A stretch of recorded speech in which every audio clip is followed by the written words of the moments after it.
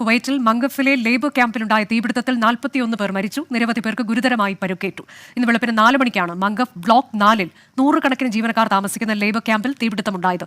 കാര്യങ്ങൾ സൂക്ഷ്മമായി നിരീക്ഷിച്ചു വരികയാണെന്നും ആശുപത്രികളിൽ ആവശ്യമായ സൗകര്യമൊരുക്കിയതായും ആരോഗ്യ മന്ത്രാലയം അറിയിച്ചു.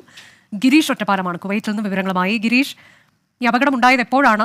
ആളുകൾ ഉറക്കത്തിലായിരുന്ന സമയത്താണ് അപകടം ഉണ്ടായതെന്നാണ് മനസ്സിലാക്കാൻ കഴിയുന്നത്. തീപിടുത്തത്തിന് കാരണം എന്താണ് എന്നതൊക്കെ ഇപ്പോൾ ഔദ്യോഗികമായി സ്ഥിരീകരിച്ച് വിവരങ്ങൾ പുറത്തുവിട്ടിട്ടുണ്ടോ?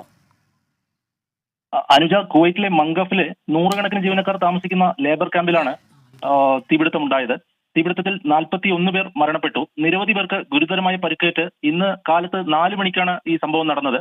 മംഗഫ് ബ്ലോക്ക് 4-ൽ 100 ജീവനക്കാർ താമസിക്കുന്ന ലേബർ ക്യാമ്പിൽ തീപിടുത്തമുണ്ടായത്. മലയാളിയുടെ ഉടമസ്ഥതയിലുള്ള കമ്പനിയുടെ അക്കോമഡേഷനിലാണ് ഇത് നടന്നത്.